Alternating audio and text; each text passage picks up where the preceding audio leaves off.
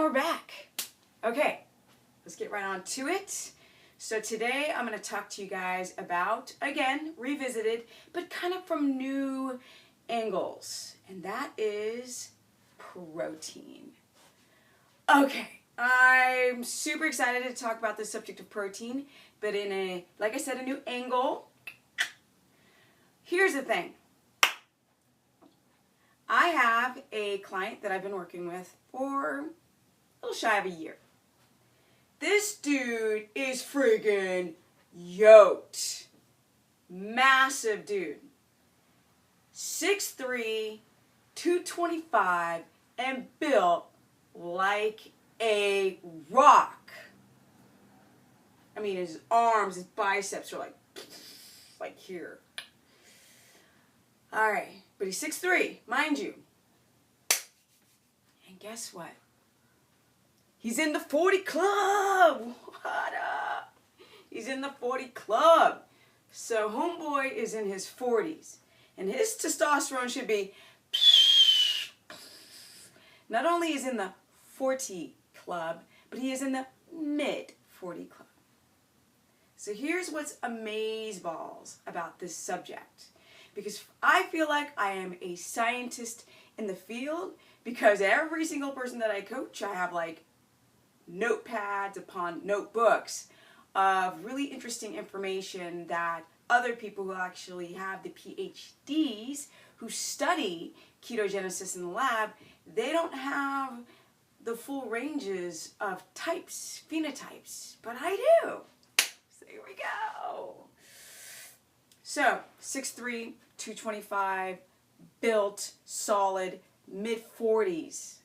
Now, how much of that is genetics? How much of that is epigenetics? And sort of keto, but keto plays into the epigenetics. Now, he came to me, he was 40 pounds more, 4 pant sizes larger, so he was always a big dude, and he always lifted, but, you know, his body fat percentage was rising, his health issues because his body fat percentage was rising, and if you've got 40-something cells, they are starting to age, and that your DNA is now being affected by the environment in which you survive. So with that said, yes, don't you just love the little bitty barky dogs? I'm just saying, and I love me some dogs, don't get it twisted. All right, here we go, and this is in the AM, yo. Okay, so here we go.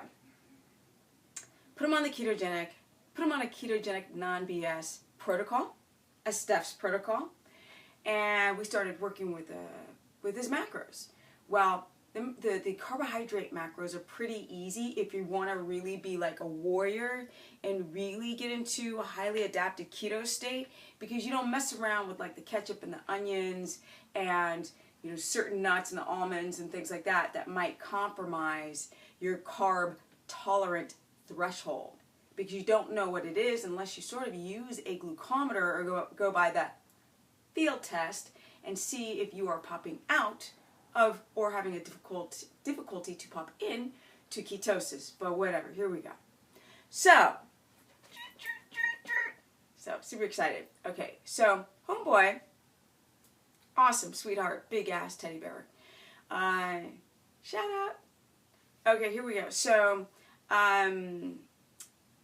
we put him on a ketogenic protocol, and it was just sort of like emails back and forth and messing with because like I said, the carbohydrates are really quite easy. You always have them between 15 to 20, and that will keep you in around 8 to 9 cups of very low glycemic vegetables, which, so you got your veggies in, you got your cruciferous in, so bam, you're good on that.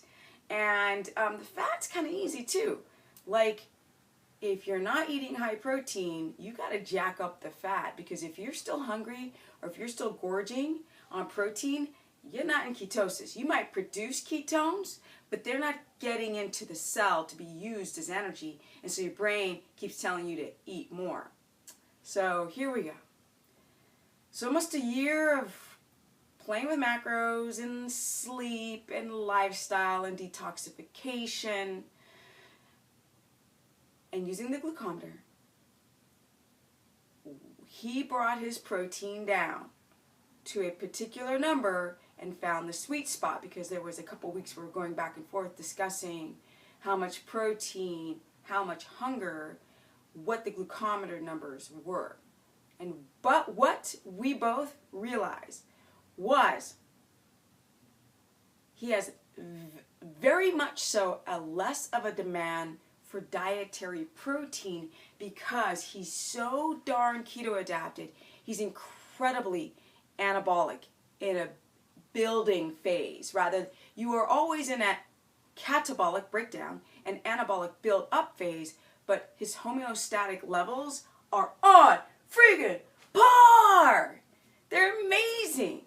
And so the protein demand, even though homeboy's freaking yoked, looks like freaking bodybuilder, like a real one, like a pro, homeboy's huge. He was able not only to cut fat, build muscle, and maintain his muscularity. The demand of protein went down so low because he's so anabolic and so highly keto adapted that he was able to get his protein between 70 and I am not stuttering, which sometimes I do, 70 to 75 grams max of freaking protein for the entire day, yo. That's how much I might eat sometimes, and I'm 5'3". Yeah, oh my gosh. Oh my God. That is absolutely epic. And that keeps going towards my theories. No, actually, because I take my protein down to 60 as well. And that caters right into my protein, because people are always doing 1 pound of protein per body weight.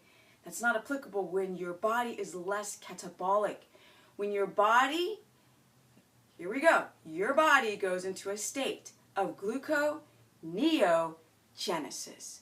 That is the breakdown of amino acids to feed your fledgling brain and body.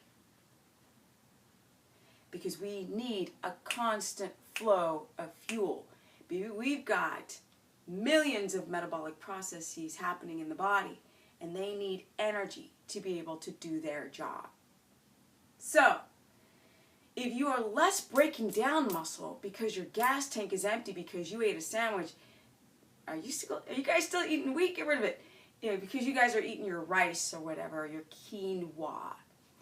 And you burn through your glycogen storages and now your gas tank is empty, where are you going to get the energy from? Because you can burn through glycogen in 20 freaking minutes on the treadmill, yozas. 20 minutes, gone. Now what? Now what you going to do? Yes? You're going to break down. And that's why people say, run! Drink your protein shake before the sweat dries, because you're catabolic, but not when you're highly keto adapted. And that's what's up. And the longer you remain in ketosis, the better your body is at synthesizing ketones for its primary source of fuel, which takes your body out of the fight or flight mode, which takes your body out of the need to break down amino acids and convert it into glucose. Simple math. And it is amazing. I'm so stoked. And this just keeps proving that this mother sucker, 6'3", built like King Kong, can take his protein down to 70 grams a day and jack up his fats to almost 3,000 calories. And not only burn fat, and that subcutaneous fat, and that visceral fat, he is able to build muscle.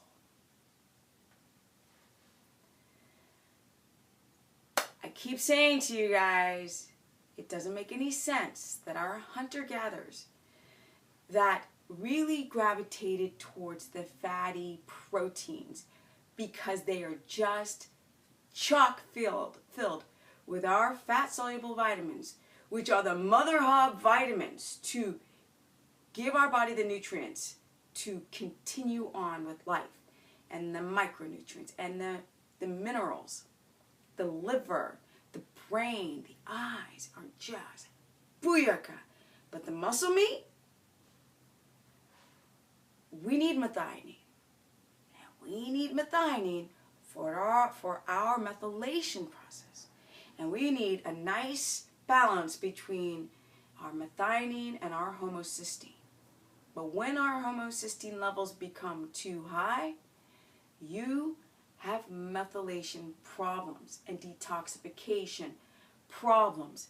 And your DNA to RNA and the proteins within your cells become compromised. You may not have enough methyl groups to be able to go up and turn off those disgusting genes and turn on things that help detoxify the business. Because, you know, this is the mother sucker business. And this is 5 years in a state of ketosis at the age of 47. And I couldn't be more stoked. And it just makes me so excited to know that not only the protocol that I have been practicing on my own body to take my protein down and find my protein tolerant level, but somebody who just has so much more of a demand for nutrients can still grow, maintain, and burn sub-Q fat in a highly adapted state of freaking ketosis. And it's amazing. And it's very primal. And it's not some dietary freaking trend. It's just straight up biology. That we do not need glucose to survive, because a lot of people are developing what? 1, 2, type freaking 3 diabetes of the brain. That's how jacked we are. And we can only manage 5 grams of carbohydrates every few hours safely to not glycate. Well, that's essentially age.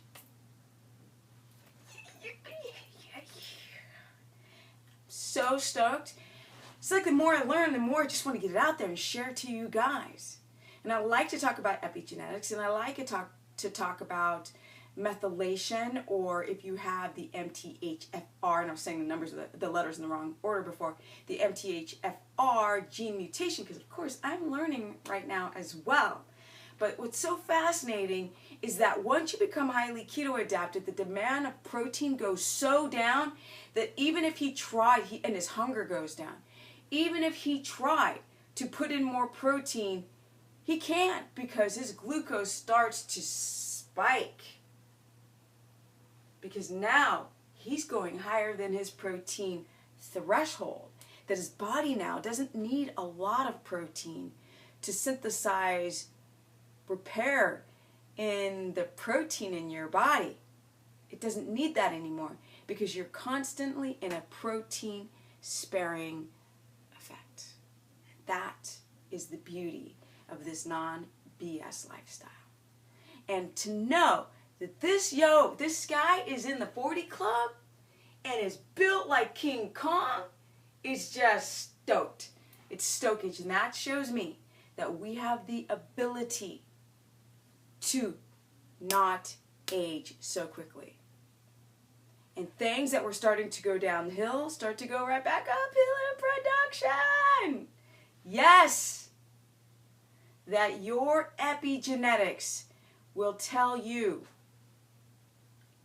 everything that you need to know about having the energy and having the sleep and having the gains and the fat loss and all that kind of stuff. So if you want to learn more, go to stephanieperson.com or Stephanie the Business Person on my Facebook fan page, where I'll answer your questions, or Stephanie Ketogenic on my Instagram, where I like to talk a little bit more about photography.